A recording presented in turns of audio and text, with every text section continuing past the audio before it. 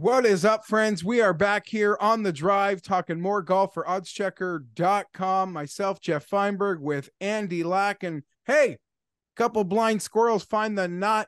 Vic T1. Andy, solid effort from you with your single bullet. Scotty Scheffler had it there for a while. Really thought he was going to pull it off, but Vic went straight banana land on his back nine. Sets the stage for East Lake. Of course, no golf fan is unfamiliar with. You've probably played it in every golf video game your entire life. And then some. We keep going back for the Tour Championship. Andy, your thoughts?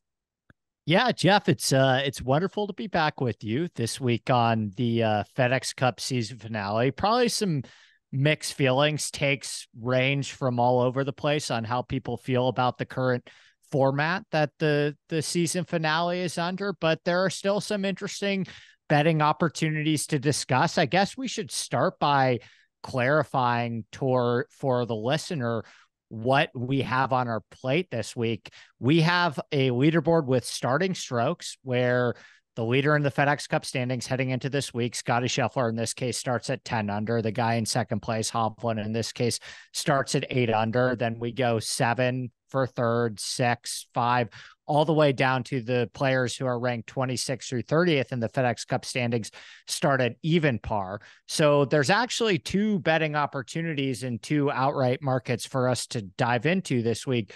The with starting strokes market, where it's the actual leaderboard on Sunday, and then the without starting strokes market, the low 72 hole score. Historically, Geoff, is there a market of the 2 that you tend to lean towards? Do you do a little bit of both, or which one has your fancy a little bit more? Last year I was able to overcome Rory's tough start and knock that one out, but I haven't really had historical success here at East Lake, Andy. When the format started, I thought the non-starting strokes market would be the one for the taking. You get the actual numbers that kind of look like a regular golf event with 30 men in the field, but at the same time, the better in me, the gambler in me, hates betting into a situation that doesn't have a payoff for the players. They're not following that leaderboard. The PGA Tour never said, oh, we're going to give $1 million bonus to the player who wins the actual scoring of the week. So it's a difficult situation. That being said, you could make the case that it sets up well for the players we like. I like, say, just throwing a name out there, like a Tommy Fleetwood, who struggles actually winning tournaments, that maybe this is like the perfect layer for players like that. But I would just go on to finish by saying, outside of Rory's great comeback last year, and it's not like you were getting paid for it, it was like 10-1 in the starting strokes market. Once the pace gets set here, the tournament feels over.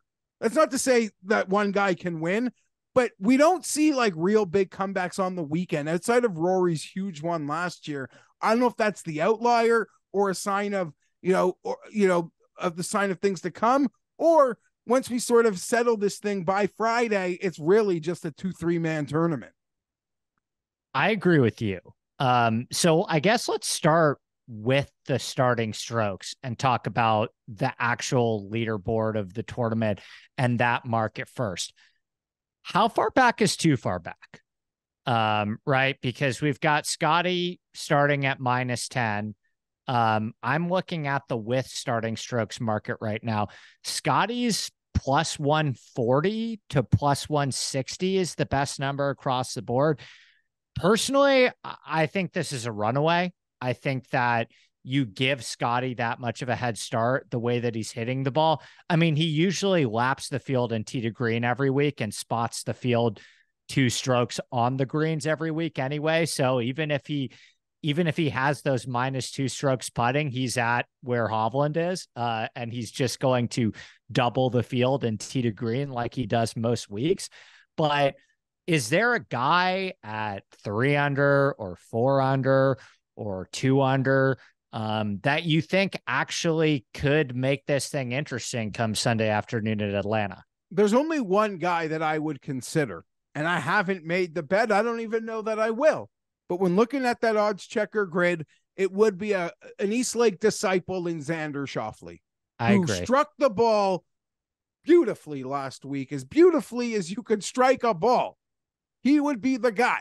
He can get out going early, get himself right into that like quadrant of the top 4 guys, and then take it on the weekend. So he honestly, I'm not really looking at many in that range at all. If there's one for me, it's your boy, Andy Xander.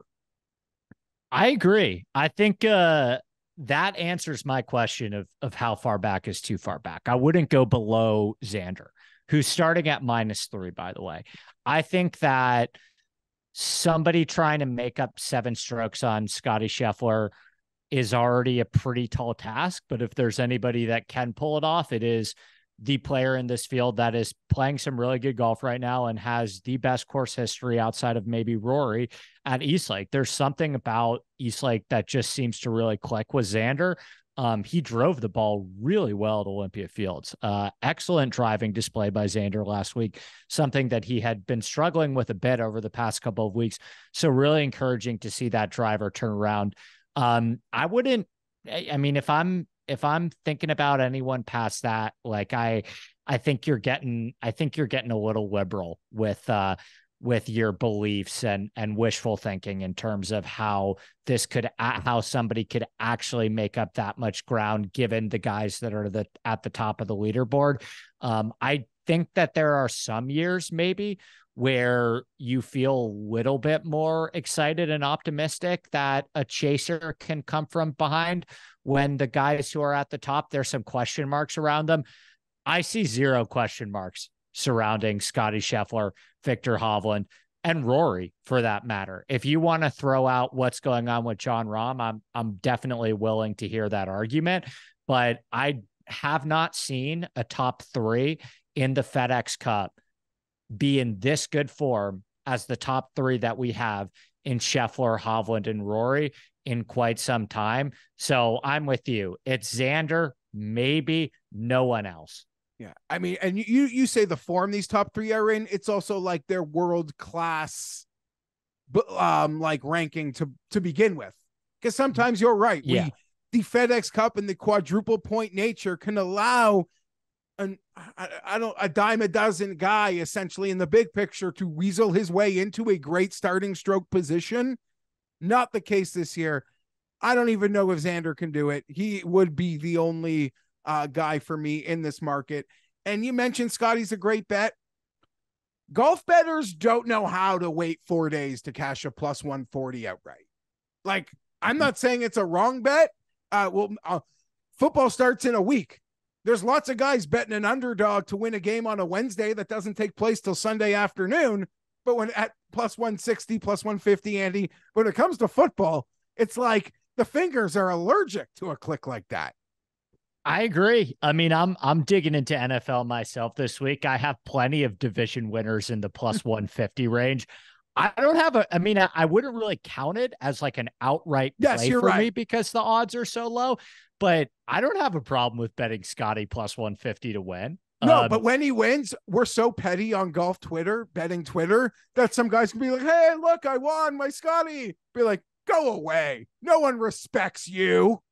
Right. No, I know. And I mean, I think that is kind of the funny thing with golf is it's like, even you see last week, it's like people are kind of shocked that you're going down to 7-1, 8-1 in some of these fields. So we do have a little bit of a different What's scene. The point of picking a winner you can't victory lap, Andy?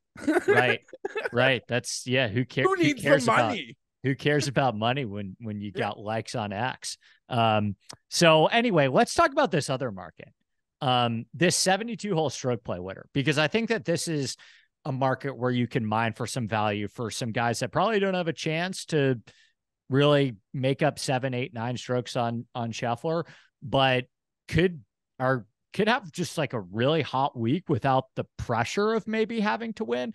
And you think about maybe the strategy that some of these guys will take in a chase environment. I'm looking at Russell Henley at 33-1 to have the lowest 72 hole score. And I'll tell you why. This is a guy that historically I do have some concerns about how he tends to play golf when he gets in the mix to win a golf tournament.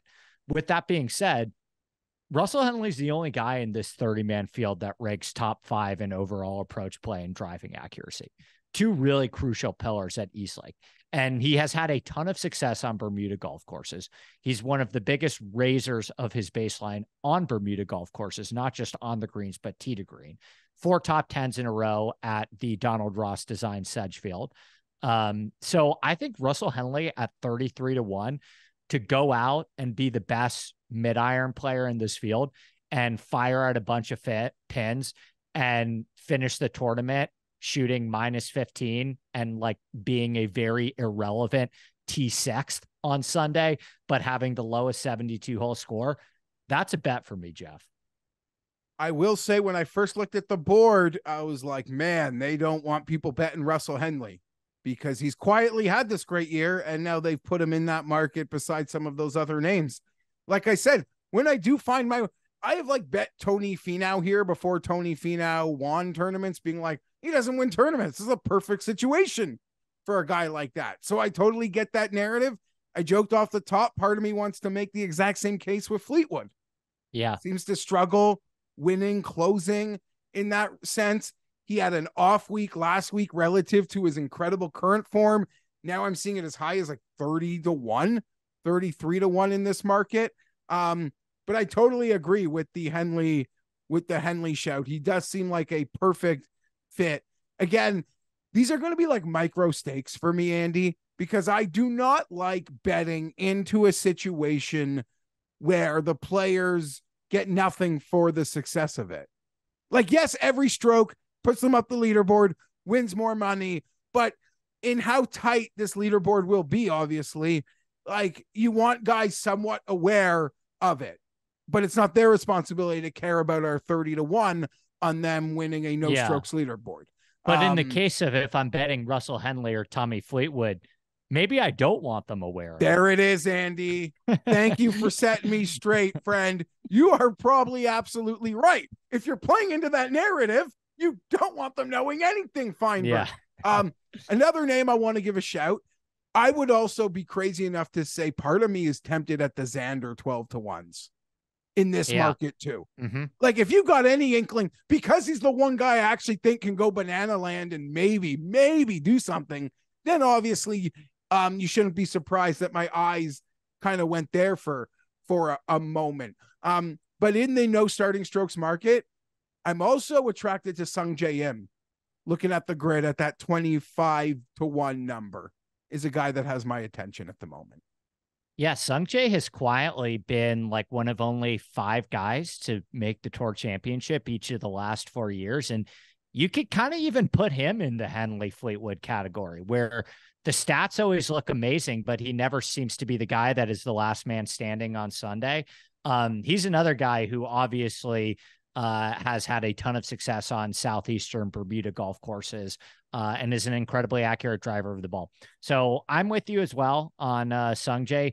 Fleetwood, Henley, Sung Jae, those are kind of the guys. Maybe Xander are the guys I think we're both looking at in the without starting strokes market. Another guy I'd like to mention, I don't know that I'm going to get there because it's my own bugaboo and lack of respect, but Brian Harman at 35-1 on this golf course, the way he seems to be stroking and putting the ball. Mm-hmm. Jeez. I think that could be as fair as anything that we haven't discussed. Right. What's a guy got to do? Harman, let me ask you this. Would you rather bet, what do you think is more disrespectful? Harman at that number or Glover at 45-1? Glover at 45 in some content I've already done this week. Glover at 45 versus the Henley. It's not a disrespect. It's like, how is that even possible? I agree. I love Henley this week, and I agree. I don't understand why Glover is not the same number. Because if you watched Glover, and a lot of fans who watched last weekend did, because he played with Rory Thursday, Friday, he didn't drive it as well as he's had the past couple. But every time I tracked an iron, it was like to 12 feet. Struggled again with the putter, but he is doing, there is disrespect there, but also, you know us golf bettors, Andy, we feel like these wins are so finite, even for the great players, that no one is living in a Lucas Glover 3-win season FedEx Cup champion world. Yeah, that would very much surprise me, but I've said that a couple times already as it pertains to the recent success of guys like Lucas Gover and Brian Harman. So we shall see. Hopefully, have no idea if the FedEx Cup will even exist. 2-3 years from now, in the new NUCO or whatever the PGA Tour sponsored by Any PIF long shot in looks the like no in the starting next couple of strokes years. for you? In the Like it's a 30-man field, in the maybe no starting somebody, strokes. people bet Siwoo Kim at 65-1 in regular events to win the thing on a on a course he likes. There's no one down there for me. Again, I said I'm pretty much reining it in with some micro stakes this year to end the season, but there could be a name. The lowest I'd go is Finau at 50-1. Oh, wow. I would love to see him show up this week and add some spice into other conversations. I agree. And we'll be having those conversations hopefully in the next couple of weeks. Are we going to do so just some schedule stuff going forward for us? I think we're off the next 2 weeks, and then we'll be ripping this all throughout the fall swing. All throughout the fall, the Ryder Cup, we'll be having those conversations, Andy. I can't wait, but you are right. Golf, it has been on the wheel. We have not gotten off the wheel since the new year. It will be a well-deserved 2 weeks off.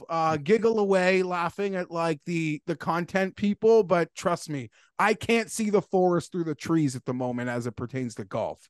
And I only bet Vic last week because I was so committed to him in every big event this year. I was like, I can't get off now. It's not like I had some methodical take. Right. That is very similar reasoning for me when it came to Scotty Scheffler last week. So, all right, Geoff, that will do it from us on another episode of The Drive.